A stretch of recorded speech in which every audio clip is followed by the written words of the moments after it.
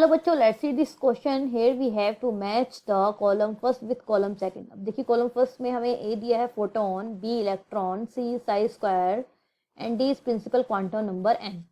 And column second we have first value is 4 for N shell and second probability density, third is always positive value and fourth is exhibit both momentum and wavelength. So here we have the options, we have to find the correct one. So the key concept is here photon and electron. तो देखिए photon की बात करें तो ये किसमें present रहता है? लाइट में। ठीक है, इसको क्या बोलते हैं हम? एनर्जी पैकेट्स भी बोलते हैं। और इनकी एनर्जी क्या रहती है? E is equals to H nu. Nu क्या फ्रीक्वेंसी? एच प्लैंक कांस्टेंट है। और इसको हम ऐसे लिख सकते हैं E is equals to H C upon lambda ना, लिख सकते हैं बच्चों। अब देखिए, अब इसमें देखिए वेवलेंथ नेचर भी आ रहा है। लेमडा क्या है यहाँ पे? वेवलेंथ नेचर भी है। और अब फोटोन क्या होता है आपका? देखिए ये लाइट में प्रेजेंट है और इसका नेचर रहता है ड्यूल नेचर,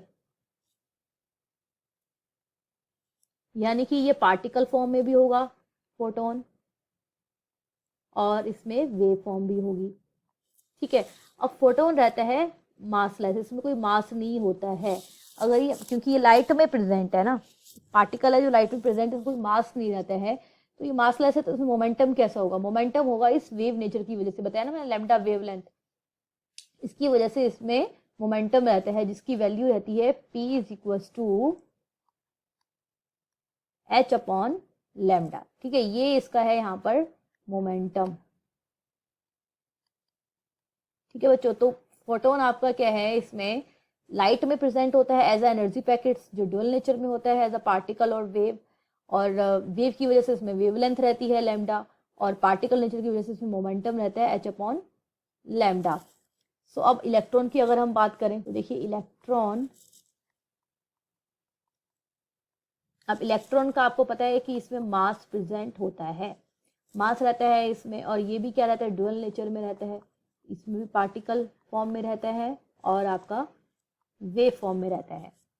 ठीक है, अब मास है तो इसका मोमेंटम हो जाता है P is equal to M we.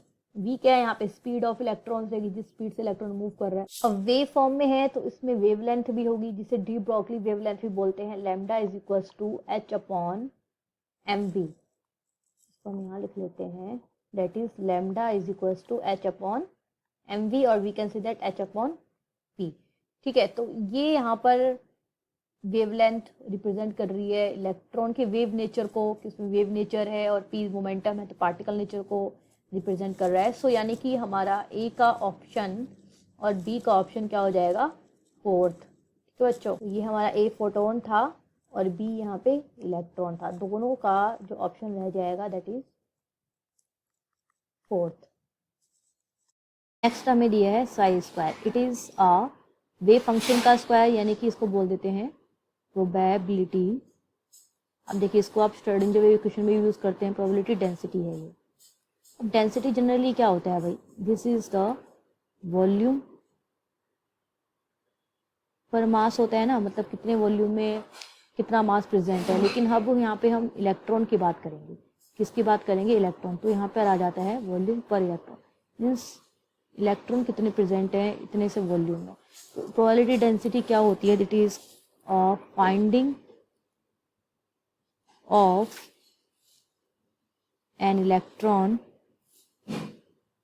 in a given volume of space. इसको देखो हम ऐसे समझ सकते हैं, अगर मैं एक ग्राफ बना लूँ यहाँ पर, ये देखिए मैंने ये ग्राफ बना लिया और वाई एक्सिस पे मैंने दिखा दिया प्रोबेबिलिटी डेंसिटी साइज स्क्वायर, और यहाँ पे मैंने दिखा दिया रेडियस। ठीक है, आपका ऑर्बिटल की रेडियस। ठीक है, अब आपको पता है कि यहाँ न्यूक्लियस रहता है, यहाँ पे इलेक्ट्रॉन्स रहते हैं, यहाँ पे इलेक्ट्रॉन्स रहते हैं, हमें पता नहीं इलेक्ट्रॉन कहाँ होगा। तो हम ये साइज स्क्वायर से आइडेंटिफाई कर सकते हैं कि इस स्पेस में, इस ऑर्बिटल में इलेक्ट्रॉन सबसे ज़्यादा कहाँ प्रेजेंट हो सकता है, उसको प्रोबेबिलिटी डेंसिटी कह सकते हैं। ये समझ लो आप। इस तरीके से इसका ग्राफ आ रहा है। ठीक है, अब आप यहाँ देख सकते हो, यहाँ पे प्रोबेबिलिटी डेंसिटी सबसे ज़्यादा है ना, इतनी है, सबसे ज़्यादा है। यहाँ पे हाईएस्ट है, यानी कि यहाँ पे इलेक्ट्रॉन की फाइंडिंग की जो प्रोबेबिलिटी है वो हाईएस्ट है।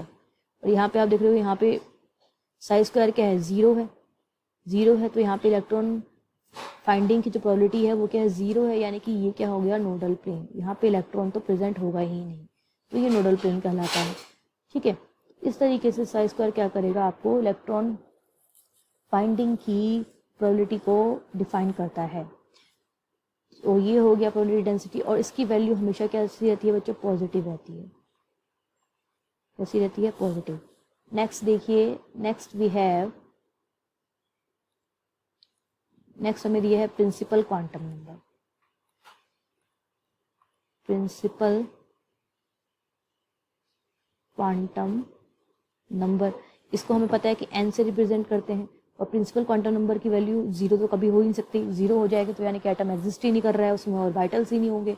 तो यानी कि 1 2, ये ऑर्बिटल्स को बताता है, number of orbital 1 2 3 4, infinite orbital हो सकते हैं किसी एटम में। अब 1 का मतलब ये कौन सी शेल को रिप्रेजेंट करेगा, एल को, और 2 कौन सी शेल को रिप्रेजेंट करेगा, सॉरी 1 का मतलब के शेल, और ये एल शेल, ये एम, और ये कैपिटल एम। यानी अगर प्रिंसिपल क्वांटम नंबर की वैल्यू 4 है तो वो एन, कैपिटल एन शेल को रिप्रेजेंट करेगा। तो ऑप्शन चेक करते हैं, और ये प्रिंसिपल क्वांटम नंबर भी हमेशा क्या रहता है, पॉजिटिव रहता है उसमें। ठीक है, तो ऑप्शन चेक करते हैं अब। तो ए का ऑप्शन हो गया यहाँ पे 4th, और बी का ऑप्शन भी 4th हो गया। ये दोनों ही आपके इस 4th से मैच कर रहे हैं कॉलम फर्स्ट में। और सी का ऑप्शन क्या है, यहाँ पे 2nd और 3rd। ठीक है, सी किसको रिप्रेजेंट कर रहा है, 2nd और आपका 3rd को, इसको और इसको। और प्रिंसिपल क्वांटम नंबर एन क्या बताया है, ऑलवेज पॉजिटिव होती है। ठीक है, और value is 4 for N shell ये बताया। तो यानी कि इसका ऑप्शन क्या हो जाएगा, 3rd एंड 1st, यानी कि बी, सी और डी में 3rd आपका कॉमन है। ठीक है, दोनों के लिए। तो ये 3rd एंड 1st।